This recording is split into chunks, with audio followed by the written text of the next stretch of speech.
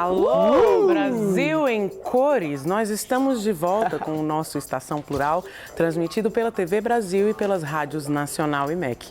Eu sou Ellen Oléria e o nosso convidado de hoje é o escritor João Silvério Trevisan. Uhul! Maravilhoso!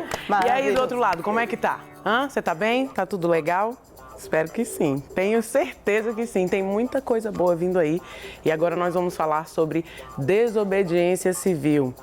Desobediência civil é uma forma de protesto político que se opõe a uma ordem, um sistema ou um governo que sejam considerados injustos ou opressores, tá? Muitas das grandes conquistas de liberdades coletivas que nós vivemos hoje começaram com atos individuais de cidadãs e cidadãos que se moveram contra injustiças. Mas e quando a desobediência civil é tratada como crime? Qual é, afinal de contas, o limite entre desobediência civil e crime? O Estação Plural foi pra rua ver o que o povo pensa sobre o assunto. Fala, povo!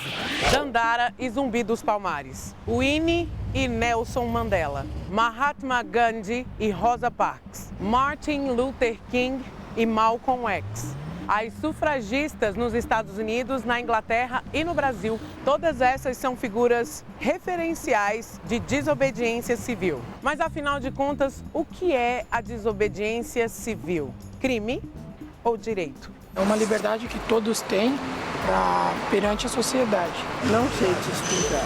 Foi muito importante em todos os tempos, né?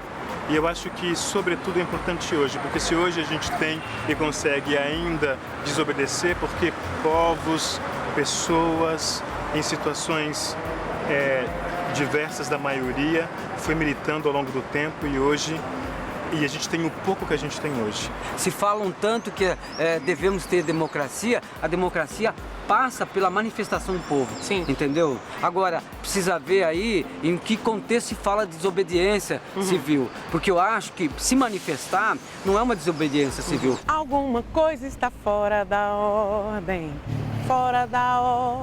mundial. Nós temos o direito de se manifestar, né?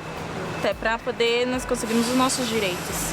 Lançam ordens, leis e nós, como o povo, simplesmente tem que sair cumprindo. Quando a desobediência civil passa a ser crime? Passa a ser crime, por exemplo, quando há uma manifestação em que a pessoa vá para a rua não para defender ideias, mas sim para quebrar, fazer quebra-quebra. E muito intrigante quando você vê alguém quebrando a norma.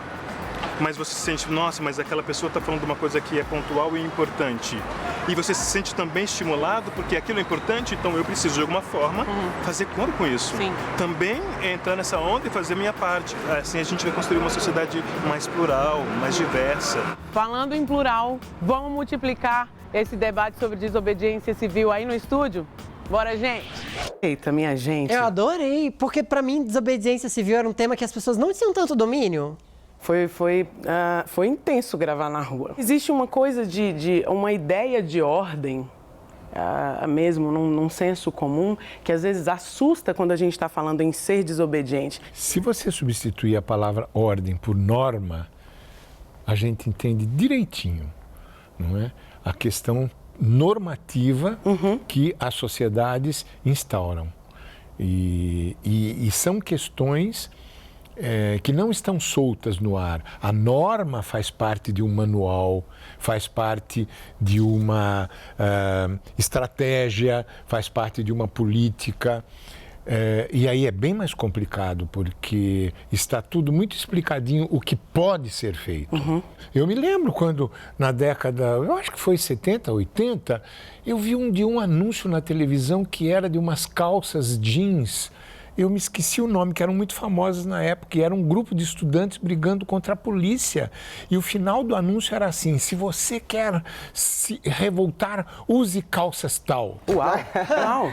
Eu ia, inclusive, te perguntar algo mais ou menos nessa linha, porque a gente está falando de juventude. Acho que quando a gente é adolescente, a gente quer mesmo mudar o mundo, Questiona né? tudo. A gente questiona as coisas. Você pode contar para a gente um ato de desobediência civil que está marcado na sua memória como uma mudança de fluxo nos direitos civis ou nos direitos humanos? Para mim, a mais importante não é a única, mas a mais marcante é uma obviedade, é o Martin Luther King. né? Este cara, e claro, você vem com Mandela, você pode falar das sufragistas, etc, dos primeiros, do Magnus Hirschfeld, que foi o primeiro sexólogo, né? Sexólogo que começou a implantar a questão dos direitos homossexuais, mas o Martin Luther King me parece emblemático porque este cara, ele tinha uma coisa do Gandhi, que era a não violência.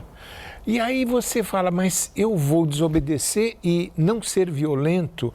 Então é nessa frincha que a consciência cresce, a consciência nasce. No movimento LGBT, acho que tem 2 protestos violentos e não violentos que são muito marcantes.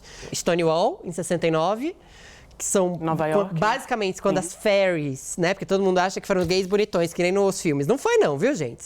Foi tipo as fairies, as bichinhas, como a gente diz hoje, e as transgêneros, e as travestis. As travestis porto-riquenhas. Exatamente. E teve uma lésbica caminhoneira, como se diz. Estou aqui reproduzindo todo tipo de estereótipo, mas só para todo mundo entender bem. Pelo amor de Deus, não venham me julgar.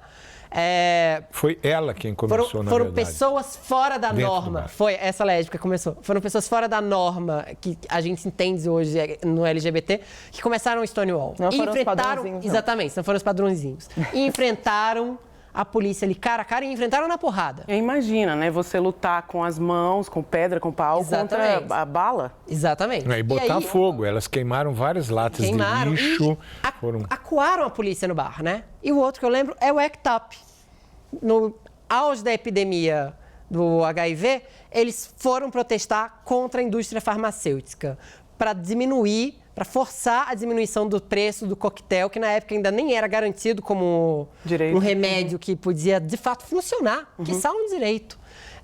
Mas foram lá e se algemaram, fizeram uma corrente humana contra o prédio da indústria farmacêutica, depois invadiram Wall Street e tudo mais, e foram retirados à força das ruas que eles bloqueavam em Nova York, mas não violentamente.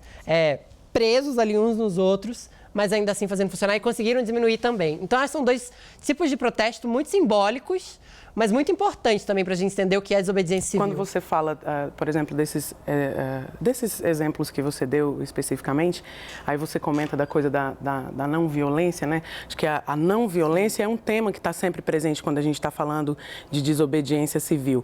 Mas aí, quando a gente começa a questionar o que seria essa violência, porque há quem diga, por exemplo, que quebrar, como os black blocs, né? Que quebravam as fachadas das multinacionais, a gente que não entende já isso. Já não se classifica mais como desobediência civil, né? Um protesto. Exatamente, por causa as pessoas dizem que é violento, depredar, né? Mas há quem diga que não é. Inclusive, sei lá, você está lutando contra uma instituição, você não está indo contra corpos de pessoas, você não está lutando contra pessoas. E a violência, às vezes, é necessária para poder se fazer ouvir. Alguém sempre vai sair perdendo, porque a nossa sociedade não é igual para todo mundo. Você se envolveu em protestos de violência? Não, eu nunca me envolvi, mas eu nunca me preocupei com a proibição a isso, porque eu tenho muita dificuldade em definir o que é violência, assim como eu tenho dificuldade em definir o que é paz e o que é não violência. Provavelmente, alguns aspectos da não violência podem parecer para certos governos, não é? Para certas oligarquias, violência. O que eu acho mais complicado, na verdade, nas sociedades democráticas é a gente definir o que de fato é transformador. Sim. Vocês falaram de adolescentes, mas existem adolescentes de todas as idades. Sim.